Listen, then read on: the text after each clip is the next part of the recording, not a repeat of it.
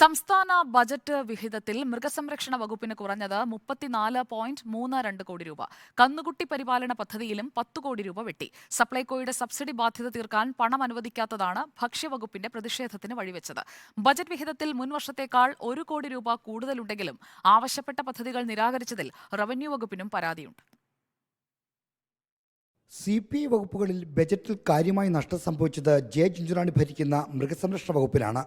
Budget വിഹിതത്തിൽ തന്നെ വകുപ്പിന് വെട്ടുകിട്ടി. മുൻവർഷം ലഭിച്ചതിനേക്കാൾ 34.32 കോടി രൂപ കുറവ്. പദ്ധതികൾക്കായി നീക്കിവെച്ച തുകയിലുമുണ്ട് ഗണ്യമായ കുറവ്. ഗോവർധിനി എന്ന പേരിലുള്ള കന്നുകുട്ടി പരിപാലന പദ്ധതിയിൽ മാത്രം കുറഞ്ഞത് 10 കോടി രൂപ. ഗോവർധിനി പദ്ധതിക്ക് കഴിഞ്ഞ വർഷം 52 കോടി രൂപ നൽകിയെങ്കിൽ ഇക്കൊല്ലം അത് 42 കോടിയായി കുറഞ്ഞു. വീട്ടുപടിക്കൽ മൃഗചികിത്സ എത്തിക്കുന്ന പദ്ധതിയിൽ കുറഞ്ഞത് 2.99 കോടി രൂപ. ഇതൊക്കെയാണ് മന്ത്രി ജെ ചിഞ്ചുറാണിയെ പരസ്യപ്രതികരണത്തിന് നിർബന്ധിതയാക്കിയത്. ബജറ്റ് വിഹിതത്തിൽ കുറവില്ലെങ്കിലും സപ്ലൈകോയുടെ ബാധ്യത തീർക്കാൻ പണമില്ലാത്തതാണ് ഭക്ഷ്യമന്ത്രിയുടെ പരാതിക്ക് വഴിവെച്ചത്. റേഷൻ വിതരണം അടക്കമുള്ള കാര്യങ്ങൾക്കായി 1712 കോടി രൂപ ഭക്ഷ്യവകുപ്പിന് ബജറ്റിലുണ്ട്. വിപണിയിൽ ഇടപെടാൻ സപ്ലൈകോയ്ക്ക് 205 കോടി രൂപയും ലഭിച്ചു.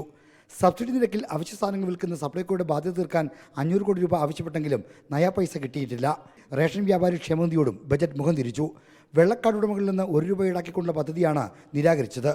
സാമ്പത്തിക ബാധ്യതയില്ലാത്ത പദ്ധതി പോലും വെട്ടിയെന്ന് ഭക്ഷ്യവകുപ്പിന് പരാതിയുണ്ട്. ബജറ്റ് വിഹിതം കൂടിയെങ്കിലും റവന്യൂ വകുപ്പിനും ബജറ്റിനെപ്പറ്റി പരാതിയുണ്ട്. ആവശ്യപ്പെട്ട പദ്ധതികൾ ലഭിക്കാത്തതിലാണ് പരാതി. സർവേ മ്യൂസിയം തുടങ്ങാൻ 5 കോടി രൂപ ആവശ്യപ്പെട്ടെങ്കിലും ലഭിച്ചില്ല. ഭൂമിയുടെ ന്യായവില പുനഃക്രമീകരിക്കാൻ സ്റ്റാഫിനെ നിയോഗിക്കണമെന്ന ആവശ്യവും അവഗണിച്ചു. സ്റ്റാഫിനെ നിയോഗിക്കാൻ 10 കോടി രൂപയാണ് ആവശ്യപ്പെട്ടിരുന്നത്. റവന്യൂ വകുപ്പിൻ്റെ സേവനങ്ങളെപ്പറ്റി ജനങ്ങൾക്ക് ബോധവൽക്കരണം നൽകാൻ ഈ സാക്ഷരതാ പദ്ധതി വേണമെന്ന ആവശ്യവും തള്ളി. CPI വകുപ്പുകളിൽ കൃഷിവകുപ്പ് മാത്രമാണ് വലിയ പരിക്കില്ലാതെ രക്ഷപ്പെട്ടത്. ബജറ്റ് വിഹിതത്തിൽ 26 കോടി രൂപയുടെ കുറവുണ്ടെങ്കിലും ലോകബാങ്ക് പദ്ധതിയുടെ പച്ചയിൽ പിടിച്ചു നിൽക്കാനായി. റിപ്പോർട്ടർ, തിരുവനന്തപുരം.